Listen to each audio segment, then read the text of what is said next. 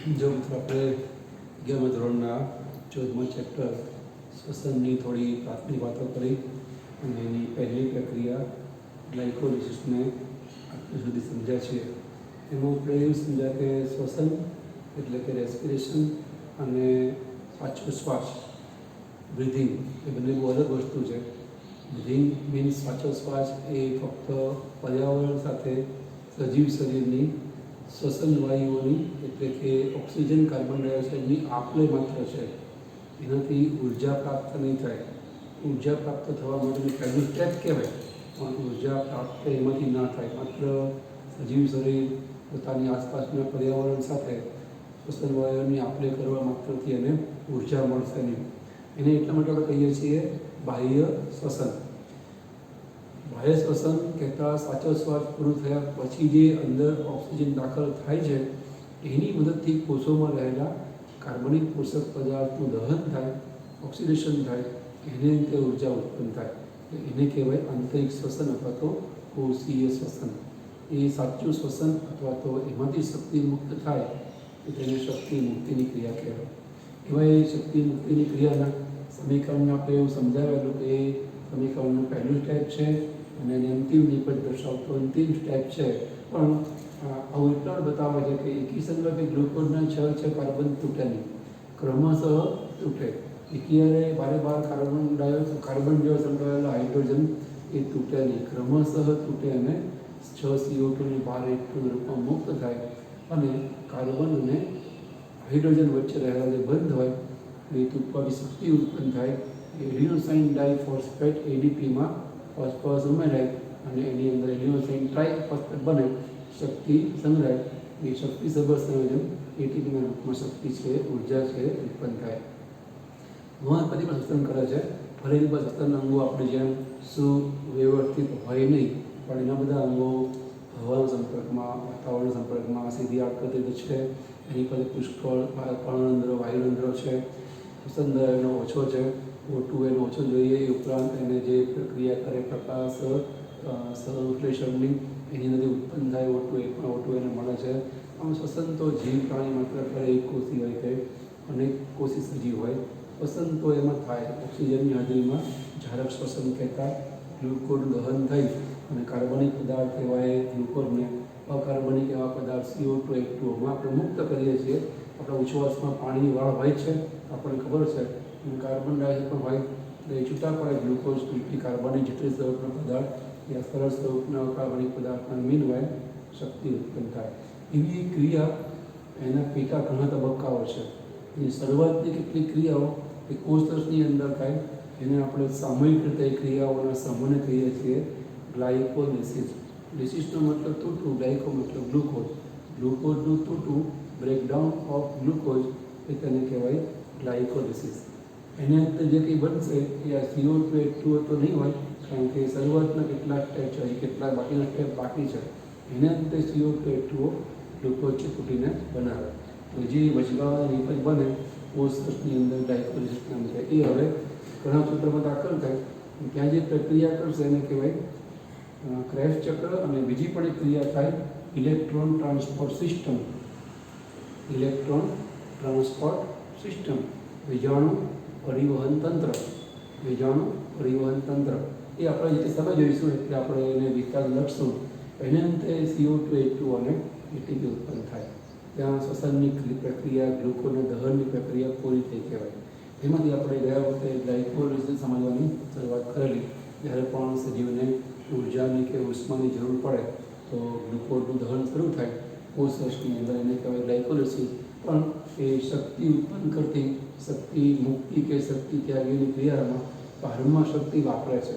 કારણ કે આપણે સમજાવેલું કે ગ્લુકોઝ એ નિષ્ક્રિય સંયોજન છે.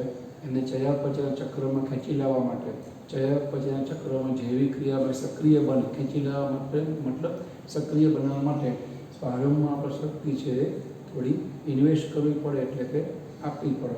અહીંયા એટલા માટે આપણે એટીપીના રૂપમાં શક્તિ વપરાય છે અને એ ફેરવાય છે એડીપીમાં. એના માટે ઉત્તર જોઈએ હેક્ઝોકાઇનેઝ અથવા ગ્લુકોકાઇનેઝ. એ આ એટીપીના રૂપમાં શક્તિનો ઉપયોગ કરી શક્તિ સભર ફોસ્ફરસ છે એને ગ્લુકોઝ રૂપી જે આલ્ડોહેક્ઝો સલ્ફર અણુ છે એના 6 કાર્બનના પદાર્થમાં છઠ્ઠા ઉપર ઉમેરે તો એ ફેરવાઈ જાય ગ્લુકોઝમાંથી ગ્લુકોઝ 6 મોનોફોસ્ફેટ પણ કહેવાય અથવા એને ખાલી કહેવાય ગ્લુકોઝ 6 ફોસ્ફેટ. મોનો તમને સમજાવવા માટે સરળતા માટે આપણને કંટ્રી નાખી લખ્યું હતું તો આપણે એમાં મોનો લખ્યું નથી તો તમે એને ગ્લુકોઝ 6 મોનોફોસ્ફેટ કહો તો પણ ચાલે. આપણે એવું સમજાવ્યું હતું કે આ 6નો આંકડો છે એ સંખ્યા સૂચક નથી પણ સ્થાન સૂચક છે. ફોસ્ફેટ નામનો અણુ એ 6 કાર્બનના ગ્લુકોઝમાં છઠ્ઠા ઉપર છે એવું કહેવાય. એટલે હવે 6 કાર્બનના ગ્લુકોઝમાં એક ફોસ્ફરસ આમાંથી એડ થયો એટલે 6 કાર્બન અને એક ફોસ્ફરસનો એવો અણુ થયો કે સંયોજન થયો. હવે એની અંદર જેવું શક્તિસભર ફોસ્ફર દાખલ થાય એટલે એનું આખું જે બંધારણ છે એ ફેરવાઈ જાય. આલ્ડોહેક્ઝો જે ફેરવાઈ જાય એના સમઘટક એવા કીટોહેક્ઝો ફ્રુક્ટોઝમાં. બાકી તો બધું એમને જ એની અંદર કંઈ ફેરફાર થાય છે, ઉમેરાતું નથી કે કંઈ દૂર થતું નથી. એટલે આપણે તમે જો પ્રક્રિયામાં કંઈ એડ થાય છે કે દૂર થાય છે એવું કંઈ લખ્યું નથી. ખાલી શક્તિસભર ફોસ્ફર આલ્ડોહેક્ઝોઝમાં દાખલ થાય એટલે ફેરવાઈ જાય કીટોહેક્ઝોઝમાં. એટલે કાર્બન તો 6 ચાલે, ફોસ્ફર તો છઠ્ઠા ઉપર જે એક છે એ પણ એ ફેરવાઈ જાય હવે ફ્રુક્ટોઝ 6 ફોસ્ફેટમાં. જેના અણુસૂત્ર સરખા હોય તો ગ્લુકોઝ અને ફ્રુક્ટોઝનું અણુસૂત્ર સરખું જ છે. ગ્લુકોઝમાં C6H12O6 અને ફ્રુક્ટોઝની અંદર પણ C6H12O6 જ થાય. એનું બંધારણ ફરી ગયું. આની અંદર પહેલા કાર્બન ઉપર આલ્ડીહાઇડ સમૂહ હોય, આની અંદર બીજા કાર્બન ઉપર કીટોન સમૂહ હોય. પહેલા કાર્બન ઉપર આલ્ડીહાઇડ સમૂહ ના હોય, ક્રિયાશીલ સમૂહ કોઈ પણ એક જ હાજર હોય. એટલે આ થઈ જાય ફ્રુક્ટોઝ આલ્ડો કીટો સર્કલ. તો સમઘટક બનવાની ક્રિયા ઇંગ્લિશમાં એને કહેવાય આઇસોમરાઇઝેશન. અને એના ઉપર કામ કરતો ઉત્સેચક એને કહેવાય આઇસોમરેજ નામનો ઉત્સેચક. તો આઇસોમરેજની મદદથી ગ્લુકોઝ એના આઇસોમર એના સમઘટક એવા ફ્રુક્ટોઝમાં ફેરવાય. શક્તિ વપરાયા પછી હજુ પણ એ ફ્રુક્ટોઝ એક્ટિવ નથી, જેના કારણે એમાંથી હજુ કાર્બન અને હાઇડ્રોજનના બંધ તૂટી અને શક્તિ ઉત્પન્ન થશે. એટલે ફરી એકવાર શક્તિનો એક અણુ એટીપીના રૂપમાં વપરાય. વળી એ એડિનોસાઇન ટ્રાઇફોસ્ફેટ ફેરવાય એડિનોસાઇન ડાયફોસ્ફેટમાં. જે શક્તિસભર ફોસ્ફરસ છૂટો પડ્યો એ ફ્રુક્ટોઝમાં દાખલ થાય. ફ્રુક્ટોઝના 6 કાર્બનના અણુમાં છઠ્ઠા ઉપર તો ફોસ્ફરસ છે, બીજો જે ફોસ્ફરસ છે એના પહેલા કાર્બન ઉપર એડ થાય. એટલે હવે બન્યો ફ્રુક્ટોઝ 1,6 બાયફોસ્ફેટ. કારણ કે એની પાસે 2 ફોસ્ફરસ થઈ ગયા, પહેલા ઉપર અને છઠ્ઠા ઉપર. એટલે એના કોન્ટ્રાસ્ટમાં આપણે આને મોનોફોસ્ફેટ કહે ચાલે.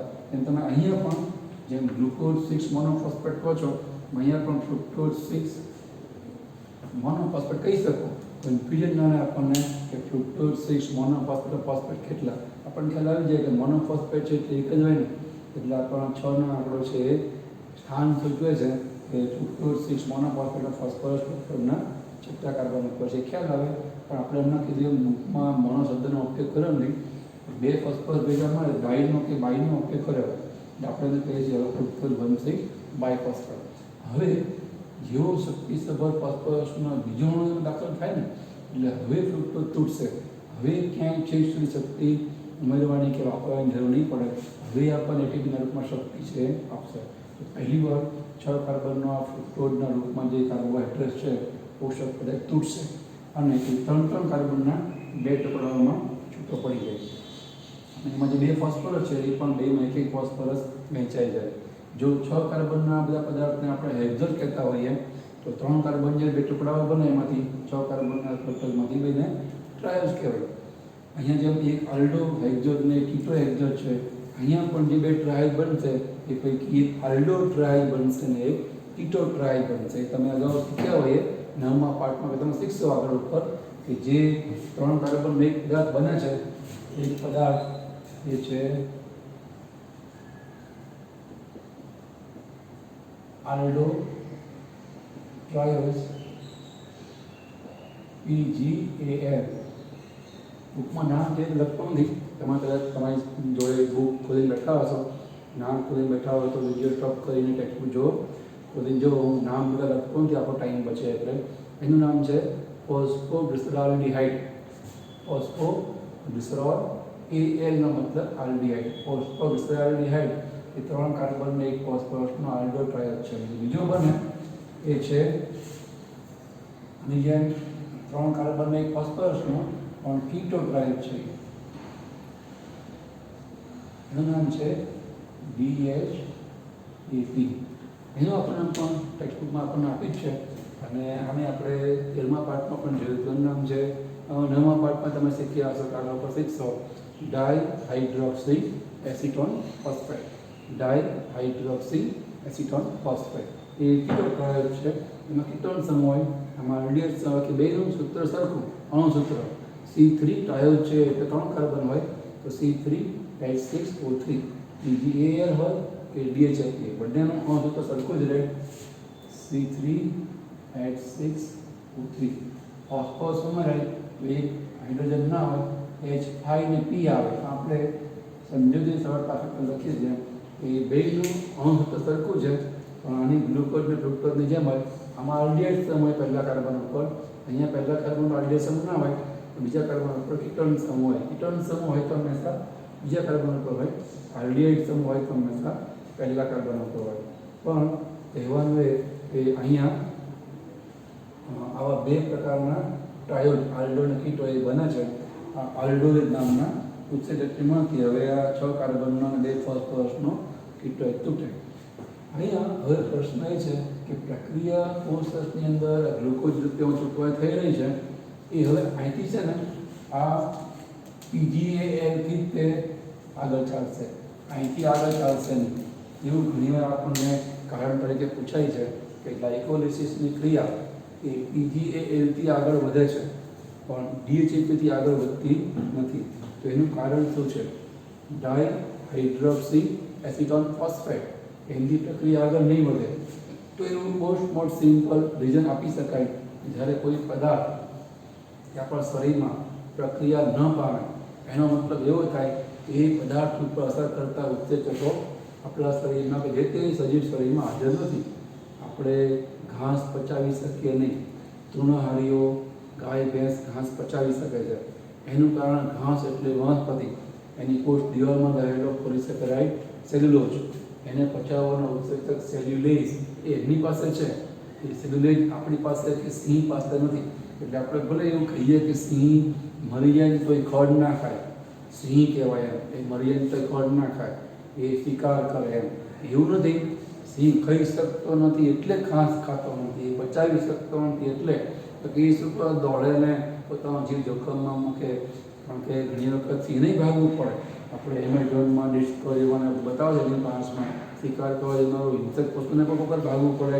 જે બધી ગાય એ જંગલી ગાય ભેગી થઈ કે જંગલી ભેંસ એનો સામનો કરે તો એને ભાગવું પડતું હોય, એને મારી નાખવાના પણ કિસ્સા બને. શિકારી ખુદ શિકાર થઈ જાય. તો જો એ ઘાસ ખાઈ શકતો હોય તો શું કરવા? એ પણ મગજમારી કરે. એ ઘાસ ખાઈ શકતો નથી એટલે ઘાસ ખાતો નથી. એવું નહીં કે સિંહ કહેવાય જંગલનો રાજા એટલે એ શું કરવા ખડ ખાય એમ, સિંહ ખડ ના ખાય એવું નહીં. એની પાસે બાયોલોજીકલી આપણે વાત કરીએ તો ઉત્સેચક જ નથી, આપણી પાસે નથી, એ પચાવી શકે નહીં. તો અહીંયા બસ તમને સાધારણ જે તર્ક તમે આપી શકો કે DHAP ઉપર કામ કરનારા ઉત્સેચકો જ કોષરસમાં ના હોય એટલે અહીંથી પ્રક્રિયા આગળ નહીં ચાલે. પ્રક્રિયા અહીંથી આગળ ચાલે એનું પણ આનાથી ઉલટું લોજિક કે ભાઈ PGALની ઉપર અસર કરે ઉત્સેચકો છે. જો કે એ ઉત્સેચકો આપણા કોષમાં નહીં, આપણા કોષમાં તો એક જ નામ શરૂઆતમાં આપી છે, પછી તો મેં તમને 2 નામ આપ્યા. આગળ તો ઉત્સેચક હોય તો તમને આપતો નહીં, પણ એ આપણા કોષમાં નથી. બરાબર?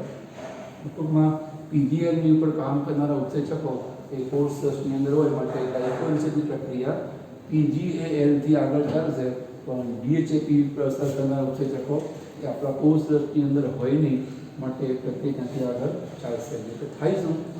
જેમ શક્તિ જરૂર પડે એમ ગ્લુકોઝનું દહન શરૂ થાય અને એમ PGAL અને DHAP ગ્લુકોઝના એક અણુમાંથી 2 ને 1 અણુ બને. કારણ કે 6 કાર્બનનો ગ્લુકોઝ છે એટલે 3 કાર્બનના 2 અણુ બને. એમાં PGAL તો કોષમાં હાજર રહેશે જ નહીં, કારણ કે તરત પ્રક્રિયા પામીને આગળ નીકળી જાય. એમાંથી બીજો પદાર્થ બને, ત્રીજો બને. પણ કોષની અંદર DHAPનું કોન્સન્ટ્રેશન વધતું જવાનું, એનું પ્રમાણ, એની માત્રા વધતી જાય. ગ્લુકોઝના એક અણુ તૂટવાને કારણે એક DHAP બને, બીજો તૂટે એટલે બીજો DHAP બને, ત્રીજો તૂટે એટલે ત્રીજો DHAP વધતા જ જાય. આ નહીં બધા તો પ્રક્રિયા પામા જાય. તો અહીંયા આવા પ્રશ્નો કેમ લાવવું પડશે કે જે વસ્તુ જે વધારે ઓછી બાજુએ જાય DHAP અને PGLના અણુસૂત્ર સરખા છે, તો બંને જ્યાં સમઘટક છે અને સમઘટકો હોય ને એકબીજામાં રૂપાંતર પામી શકે. એટલે હવે અહીંયા એવું થશે કે જે આ DHAP છે એ પોતે પ્રક્રિયા પામી શકે એમ છે નહીં, PGL પ્રક્રિયા પામી શકે છે, એ ફેરવાઈ જશે PGLમાં. આમાંય ફેરવાય, આ પ્રક્રિયા નહીં થાય, આ પ્રક્રિયા થશે. એટલે અહીંયા એના મતલબ કે ગ્લુકોઝ તૂટવાથી સ્ટ્રેટ ફોરવર્ડ સીધી રીતે એક આલ્ડો અને કીટો ટ્રાય બને છે, પણ કીટો ટ્રાય છે એ પ્રક્રિયા પામી શકતો નથી, એટલે ફેરવાઈ જાય આલ્ડો ટ્રાયમાં. એનો મતલબ કે PGLના 3 કાર્બનના 2 અણુ બને છે એવું કહેવાય. હવે આ ભાગ છે અહીંયા આપણે છે જ નહીં એ બતાવતો, આ ભાગ આમાં ફેરવાઈ ગયો, બરાબર ને? એટલે PGLના 2 અણુ બને, પહેલાં આમાંથી તૂટે એટલા બને અને બધી તરફ આમાં ફેરવાઈ જાય, એક તો બન્યો, બીજો આ બને, આમાં ફેરવાઈ જાય, 2 અણુ થઈ ગયા. એટલે તમે જો 3 × 6 કાર્બન ને 2 ફોસ્ફરસ થઈ ગયા. આવી રીતે ફ્રુક્ટોઝ 1,6,5 ફોસ્ફરસ તૂટે એટલે 2 PGL બને. આવી રીતે બરાબર, સીધા જ 2 PGL નહીં બને, એટલે એક PGL બને ને એક DHAP બને, ડાયહાઇડ્રોક્સી એસિટોન ફોસ્ફેટ. પણ એની કોઈ પ્રક્રિયા થઈ શકતી નથી, એટલે પછી ફેરવાઈ જાય PGLમાં છે, એની પ્રક્રિયા આગળ થઈ શકે છે. તો આવી રીતે 2 PGL બને.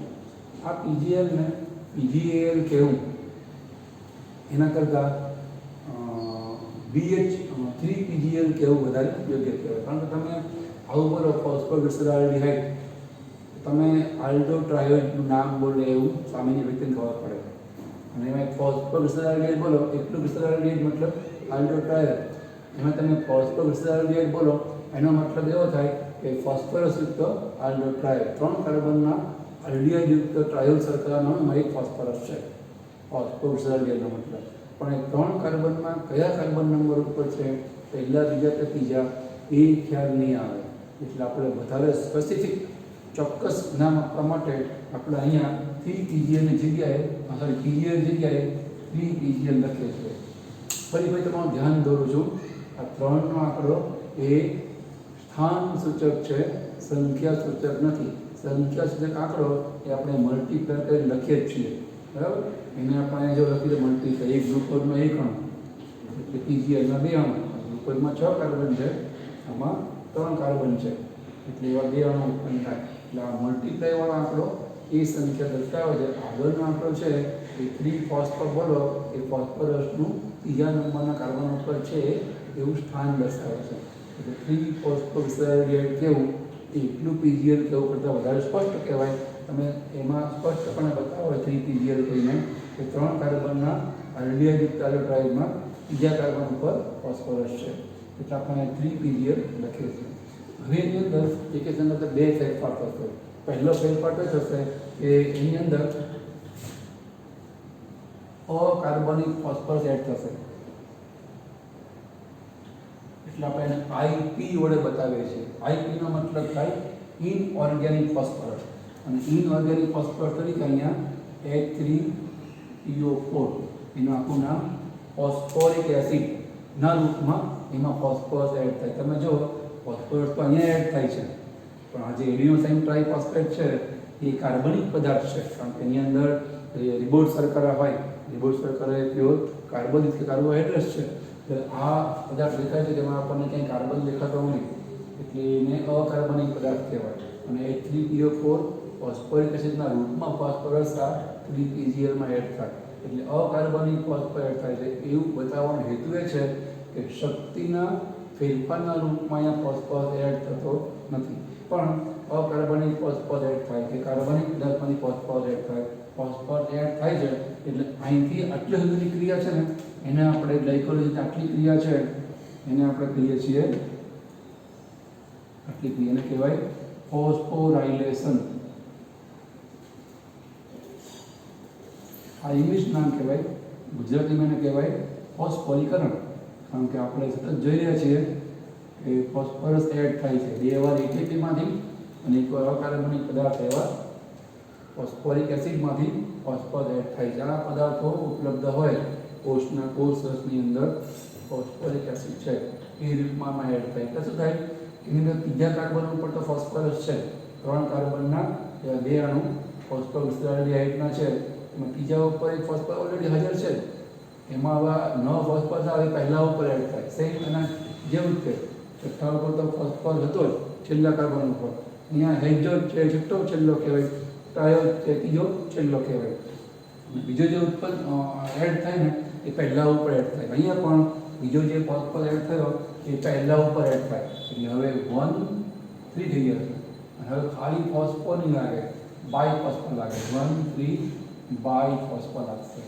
અને જે ગ્લિસરાલ્ડિહાઇડ છે, GAL મતલબ ગ્લિસરાલ્ડિહાઇડ, અલ્ડિહાઇડ નહીં રહે, એનું રિડક્શન થશે, સોરી ઓક્સિડેશન થશે. એટલે કે એમાંથી હાઇડ્રોજન એટલે કે પ્રોટોન દૂર થાય. આવી રીતે એમાંથી પ્રોટોનની એક પેર દૂર થાય. આપણે જાણીએ છીએ કે આવા 2 છે એટલે આવી 2 પેર દૂર થાય. અને આનું આવી રીતે ઓક્સિડેશન થાય એટલે ગ્લિસરાલ્ડિહાઇડમાંથી એ ફેરવાઈ જાય ગ્લિસરિક એસિડમાં. હવે GAL નહીં લખે, ગ્લિસરાલ્ડિહાઇડ નહીં, ગ્લિસરિક એસિડ થઈ જાય. પણ જ્યારે આપણે જાણીએ છીએ કોઈ પદાર્થનું જ્યારે ઓક્સિડેશન થાય તો સામે બીજા પદાર્થનું રિડક્શન થવું જ જોઈએ. બીજા પદાર્થનું રિડક્શન થાય તો જ ઓક્સિડેશન જે તે પદાર્થનું છે શક્ય બને. એટલે આપણે બેયને રેડોક્સ પ્રક્રિયાઓ કહીએ છીએ. એમાં તો જોડે જ થાય. નિરપેક્ષ પણ એટલા કંઈ પદાર્થનું ઓક્સિડેશન થાય એવું એ શક્ય નથી, બરાબર. અહીંયા આ પદાર્થ ગ્લિસરાલ્ડિહાઇડ એ H ગુમાવી એટલે કે ઓક્સિડેશન પામી અને એસિડમાં ફેરવાય છે. સામે બીજા કોઈ પદાર્થનું રિડક્શન થતું હોય, રિડક્શન પામનાર પદાર્થને કહેવાય રિડ્યુસિંગ એજન્ટ. અહીંયા કોષની અંદર તેમાં એક 3PO4 હાજર હોય એમ એક રિડ્યુસિંગ એજન્ટ પણ આ તબક્કે કોષમાં હાજર હોય. એ રિડ્યુસિંગ એજન્ટનું નામ છે NAD. એનું આખું નામ નિકોટિનેમાઇડ એડિનાઇન ડાઇન્યુક્લિયોટાઇડ. એ નામ પણ આપણે બુકમાં છે તો લખતો નથી. નિકોટિનેમાઇડ એડિનાઇન ડાઇન્યુક્લિયોટાઇડ. એને રિડ્યુસિંગ એજન્ટ પણ કહેવાય, અથવા તો એ હાઇડ્રોજન સ્વીકારે છે, પ્રોટોન સ્વીકારે છે એટલે એને હાઇડ્રોજન ગ્રાહક પદાર્થ પણ કહેવાય. એની એક નાની એવી મર્યાદા એવી છે કે એનર્જીનો એક અણુ એ 2H+ ને લઈ શકે, પ્રોટોનની એક પેરને લઈ શકે અને એ ફેરવાઈ જાય NaBH2માં. અહીંયા તો પ્રોટોનની 2 પેર ઉત્પન્ન થાય છે કારણ કે 2 PGL બન્યા છે. એટલે 2 NaDH2 જોઈએ, NAD જોઈએ અને 2 NaDH2માં ફેરવાય. આવી રીતે NAD રિડક્શન પામી NaDH2 ફેરવાય એટલે ઓક્સિડેશન આલ્ડિહાઇડ એસિડમાં ફેરવવાની ક્રિયાનું ઓક્સિડેશન એ શક્ય બને છે. હવે 2 ફેરફારો થાય. 3PGLમાં એક ફોસ્ફર એડ થાય અને ઓક્સિડેશન થઈ અને હાઇડ્રોજનની એક પેર દૂર થાય એટલે કહેવાય છે 1,3 બાયફોસ્ફોગ્લિસરિક એસિડમાં 1,3 BPGLમાં ફેરવાઈ જાય. તો આટલી સુધીની ક્રિયાને આપણે કહીએ છીએ ફોસ્ફોરાયલેશન, ફોસ્ફોરીકરણ. હવે ઉલટું થશે. હવે જે ફોસ્ફર એડ થયા છે એ ક્રમશઃ દૂર થશે. એટલે હવે પછીની ક્રિયા થશે એને આપણે કહીશું ડિફોસ્ફોરાયલેશન. અહીંથી હવે જે પ્રક્રિયા શરૂ થાય આપણે એને કહીશું ડિફોસ્ફોરાયલેશન અથવા ગુજરાતીમાં વિફોસ્ફોરીકરણ.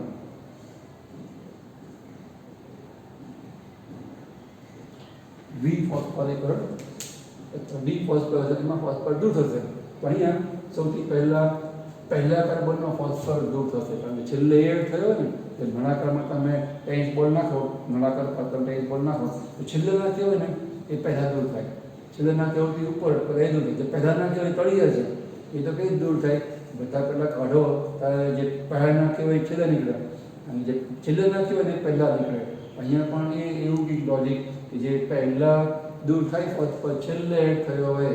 બીજા ઉપર તો અગાઉથી હતો, છેલ્લે આ પહેલા કાર્બન ઉપર કાર્બનિક ફોસ્ફરસ IP ઇનઓર્ગેનિક દાખલ થયો છે અને પહેલા ઉપર જોઈન્ટ થાય એ દૂર થશે. એટલે અહીંયા એ કહે છે ફોસ્ફોગ્લિસરિક એસિડમાં એનો ફોસ્ફર દૂર થાય એડિનોસાઇન ડાઇફોસ્ફેટને મળે અને એ ફેરવાય એડિનોસાઇન ડાઇફોસ્ફેટમાં ATPમાં ફેરવાશે. અને એને લઈ અને જે આ એક ફોસ્ફર પહેલા કાર્બન ગુમાવશે એટલે થઈ જશે 3 ફોસ્ફોગ્લિસરિક એસિડમાં બાય નીકળી જશે કારણ કે 1 3 બે ફોસ્ફરસ હતા પહેલા ત્રીજા ઉપર, એમાં પહેલા કાર્બનનો ફોસ્ફરસ દૂર થયો, ખાલી 3 બાકી બાય નીકળી જાય, કારણ કે એક ફોસ્ફરસ એ 3 MPGA કહેવાય, 3 મોનોફોસ્ફોગ્લિસરિક એસિડ. આપણે મેં કીધું એ બુકમાં મોનો શબ્દનો ઉપયોગ થયો નથી એટલે આપણે કરતા નથી. આવી રીતે 1,3-BPGA એક ફોસ્ફરસ ગુમાવી, એક ATP બનાવી અને ફેરવાઈ જાય 3PGA માં. હવે આ 3PGA છે એ ફેરવાઈ જાય 2PGA માં. હવે તમે તમારા મગજમાં વિચારો કે what is the main difference between 3PGA and 2PGA. કારણ તમને કહી રહ્યો છું, બે વખત તમે તો ઓછામાં સમજાવ્યું આ જ લેક્ચરમાં બે વખત કે અહીંયાની આંકડાઓ છે એ સંખ્યા સૂચક નથી પણ સ્થાન સૂચક છે. એવું નહીં માનતા કે 3 PGA હતા એમાંથી PGA 2 થઈ ગયા. PGA તો PGA જ છે. આ આંકડો આપણે બતાવે છે કે ફોસ્ફરસ આ PGAમાં ત્રીજા કાર્બન ઉપર છે, એ ફોસ્ફરસ હવે છૂટો પડી અને જમણા બીજા કાર્બન ઉપર જોઈન થાય છે. અહીંયા જે આ 3 કાર્બન એક ફોસ્ફરસ છે એ અહીંયા આવે એટલે 3 કાર્બન ને 2 ફોસ્ફરસ થઈ જાય ને, એટલે એક ફોસ્ફરસ એડ થાય છે અને H દૂર થાય છે. આપણા હિસાબમાં લખતા નથી, H દૂર તે ઘટી ગયો પણ આપણે H તો લખતા નથી. કાર્બન 3 ના 3 રહે, એક ફોસ્ફરસ એડ થયો એટલે એકના 2 થઈ જાય. અહીંયા એક ફોસ્ફરસ દૂર થાય છે, હવે આની અંદર કાર્બન 3 ના 3 નો ફોસ્ફરસ હવે ત્રીજા ઉપર 1 થઈ ગયો. અહીંયા પણ 3 કાર્બન અને એક ફોસ્ફરસ રહેશે, કારણ કે ખાલી ફોસ્ફરસ પોતાનું સ્થાન બદલાવે છે. પદાર્થ તો એનો એક છે પણ બંધારણમાં ફેરફાર થાય છે. સૂત્રનો કોઈ ફેરફાર થતો નથી. આપણે કંઈ એડ પણ કરતા નથી, કંઈ દૂર પણ કરતા ડિલીટ પણ કરતા નથી. કંઈ તમે જો એડ થાય કંઈ દૂર થયું બતાવ્યું નથી. એટલે 3PGA 2PGA ફેરવાય મતલબ ફોસ્ફોગ્લિસરિક એસિડના ત્રીજા કાર્બનમાંથી ફોસ્ફરસ હવે બીજા કાર્બન ઉપર ટ્રાન્સફર થાય છે, એટલે અહીંયા 2PGA બને. હવે આ 2PGA છે એ ફેરવાશે 2PEPA. આનું આપણું નામ છે ફોસ્ફોઇનોલ પાયરુવિક એસિડ. હા, આ બધા પછી બબે અણુ અહીંયા આવા છે એ 2 જ હશે, આવા પણ 2 બનશે, આવા પણ 2 બનશે, આવા 2, આવા 2 ને આવા 2. આપણે હમણાં કહીએ છીએ આ બધા સ્થાન સૂચક આંકડાઓ છે, મલ્ટીપલ કે બધા બબે છે. બબે થાય કારણ કે 3 PGA 2 અણુ છે, 2 ફોસ્ફરસ એડ થાય અને પ્રોટોનની 2 પેર દૂર થાય એટલે 2 યુનિટ બને અને આવા 2 બનશે. 3PGA માંથી 1,3-BPGA 2 બનશે અને 2 ફોસ્ફરસ દૂર થાય, 2 BPGA ના પહેલા કાર્બનના એટલે 2 ATP બને અને થઈ જાય 2 3PGA માં. હવે 2 3PGA 2 2PGA માં. એમાંથી અને ખાસ તો પાણીનો અણુ દૂર થાય. એક PGA માંથી એક અને 2 છે એટલે 2 પાણીનો અણુ દૂર થાય એટલે ગ્લિસરિક એસિડ એ હવે બીજા જેમાં ફેરવાઈ જાય, એ ફેરવાઈ જાય પાયરુવિક એસિડમાં. GA એટલે ગ્લિસરિક એસિડ અને PA એટલે પાયરુવિક એસિડ. અહીંયા બીજા સ્થાનમાં ફોસ્ફરસ છે, અહીંયા ફોસ્ફરસ બીજા સ્થાનમાં જ છે અને E એટલે ઇનોલ સ્થાન, એને આપણે કહીએ છીએ ઇનોલ સ્થાન. એટલે અહીંયા જે બીજું સ્થાન છે પાયરુવિક એસિડનું એને આપણે ઇનોલ તરીકે ઓળખીએ છીએ, એટલે એને કહેવાય 2-ફોસ્ફોઇનોલ પાયરુવિક એસિડ. હવે ઇનોલ સ્થાનનો એટલે કે બીજા સ્થાનનો ફોસ્ફરસ પણ દૂર થાય એટલે 2 PA ના 2 ફોસ્ફરસ દૂર થાય એટલે અહીંયા 2 ADP આની જેમ કે 2 ATP માં ફેરવાય. હવે ખાલી બાકી રહેશે પાયરુવિક એસિડ. અને પાયરુવિક એસિડ છે ત્યાં આ કોષની ગ્લાયકોલિસિસ પ્રક્રિયા પૂરી થાય એવા પણ આપણને 2 અણુ જોવા મળે. એ હું તમને સમજાય એટલે સૂત્ર આપું છું. પાયરુવિક એસિડ સૂત્ર છે Ca3CO3OH. આવા 2 અણુ બને. અહીંયા આ પ્રક્રિયા કહેવાય ડિફોસ્ફોરાયલેશનની. તમને એવું પૂછાય કે ગ્લાયકોલિસિસ પ્રક્રિયા જે 2 સ્ટેપમાં થાય, ફોસ્ફોરાયલેશન અને ડિફોસ્ફોરાયલેશન, તફાવત આપો. હવે તમને તફાવત આપતા આવડે ને, ફોસ્ફોરાયલેશનની અંદર 2 ATP વપરાય છે, ડિફોસ્ફોરાયલેશનમાં 4 ATP બને છે, 2 ને 2 4 ATP બને છે. ફોસ્ફોરાયલેશન એ ગ્લુકોઝથી 1,3-BPGA સુધીની ક્રિયા છે, ડિફોસ્ફોરાયલેશન 1,3-BPGA થી PA સુધીની ક્રિયા છે. ફોસ્ફોરાયલેશન એકવાર થાય તો ડિફોસ્ફોરાયલેશન 2 વાર થાય. એકવાર થાય PGA માંથી આ બને PA અને ફરીવાર પાછું D છે એ PGA માં ફેરવાય એટલે ફરી પ્રક્રિયા થાય એટલે આટલી સ્ટેપ છે 2 વાર થાય, આટલું સ્ટેપ છે 1 વાર થાય. તમે એવી તફાવત છે એ ફોસ્ફોડી ફોસ્ફોરાઇડ રીતે આપી શકો. હવે સરવાળે આપણે આખી પ્રક્રિયા ગ્લુકોઝ તૂટવાની શીખ્યા. આખી આ પ્રક્રિયા એમાં થયું શું, તો આખી પ્રક્રિયા આપણે ટૂંકમાં કહીએ ને તો આવું કહેવાય છે. પ્રોસેસમાં આટલું થયું ટૂંકમાં. આપણે હાલમાંથી કીધા છીએ 2 લેક્ચરથી ગ્લાયકોલિસિસની કોષ રસની ગ્લુકોઝ તૂટવાની ક્રિયા. તો ટૂંકમાં સંક્ષિપ્તમાં કહેવું આવું કહેવાય, ગ્લાયકોલિસિસનું સંક્ષિપ્ત સમીકરણ. આ આપણે વિસ્તૃત સમીકરણ આપીએ તો આવી રીતે કહેવાય છે. ટૂંકમાં થયું શું, તો અહીંયા ગ્લુકોઝનો એક અણુ એટલે કે C6H12 અને O6 નો એક અણુ એ કોષ રસની અંદર અનેક પ્રક્રિયામાંથી પસાર થઈ, જેને આપણે કહીએ છીએ ગ્લાયકોલિસિસ. એ નામની અનેક શ્રેણીબદ્ધ પ્રક્રિયાને પસાર થઈ અને છેવટે પાયરુવિક એસિડના 2 અણુ છે બનાવે છે આવી રીતે. તમે જો આમાં હિસાબ નહીં મળે ને, કાર્બન 6 છે તો કાર્બન 6 છે, આ 1 2 3 2 6. ઓક્સિજન 6 છે તો 1 2 3 2 6. પણ હાઇડ્રોજન છે ને આ 3 અને 4 2 8 જ થયા અને આ 12 છે, તો બાકી 4 કઈ ગયા, આ 2NADH બને છે ને, 2NADH તો વેલ્યુ 4 થઈ ગયા, આ 4 અને આ 3 ને 4 2 8 12 થઈ ગયા. અને મીનવાઇલ એટીપીના આપણને અહીંયા 2 અણુ મળે છે. એટીપીના 2 અણુ ઉત્પન્ન 4 થઈ છે, 2 અને 2 4. એની સામે શરૂઆતમાં ઇન્વેસ્ટમેન્ટ કર્યું છે. આપણે કીધું સરસ પૈસા કમાવા માટે પણ પૈસા જોઈએ. તમે લાખ રૂપિયા રોકીને બિઝનેસ કરો, વર્ષે 1.5 લાખ મળે એ તમારો નફો 1.5 લાખ ના કહેવાય ને. લાખ તમે ક્યાંથી લાવ્યા હતા એ લાખ તમે પાછા આપી દો અને 50,000 રૂપિયા મળે એ તો નફો કહેવાય. એમ અહીંયા 2 એટીપી તો કોષે પોતે ઇન્વેસ્ટ કર્યા છે એટલે ઉત્પન્ન 4 થાય. જે 2 વપરાયા હતા એ પાછા સ્ટોર થઈ જાય તો આપણને નેટ પ્રોફિટ ચોખ્ખો નફો 2 એટીપી અંદર 2 ને 4 માંથી 2 વપરાય બાદ કરો તો 2 એટીપી નો ઉત્પન્ન. તમને એવું પૂછાય ગ્લાયકોલિસિસમાં કુલ કેટલા એટીપી ઉત્પન્ન થાય, તો કુલ 4 ઉત્પન્ન થાય. ગ્લાયકોલિસિસમાં ચોખ્ખા કેટલા એટીપી ઉત્પન્ન થાય, ચોખ્ખા એટલે મહિલા ચોખ્ખા નહીં પણ નેટ વપરાય અને બાદ કરો તો 2. આપણે એ લખ્યા છે. ટૂંકમાં આટલું થયું બસ. આખી આ પ્રક્રિયાની અંદર આટલી વસ્તુ થઈ. ગ્લુકોઝ એ તૂટી અને ફેરવાય પાયરુવિક એસિડમાં અને મીનવાઇલ NAD રિડક્શન પામી અને રિએક્ટરમાં ફેરવાય અને 2 એટીપી ઉત્પન્ન થાય. આપણે સમજાવવું શું છે, 38 એટીપી કઈ ઉત્પન્ન થાય, 6 CO2 12 એટીપી ઉત્પન્ન થાય. એટલે ત્યારે ફક્ત હજુ 2 એટીપીની વાત છે એ કરી. હવે આગળ ઉપર ક્રેશ ચક્ર એ સિવાય શ્વસન અજારક પણ થાય એ વાત આપણે હવે આગળના લેક્ચરમાં શીખશું. ગ્લાયકોલિસિસને બરાબર સમજી તમારા નોટબુકમાં સરસ ટેક્સ્ટબુકની સહાય લઈ અને આને દોરી અને સમજવા અને યાદ રાખવા પ્રયત્ન કરો. નેક્સ્ટ ટાઈમમાં જ શ્વસનની આગળની વાતો છે શીખશું. અહીંયા આપણે અટકીએ છીએ.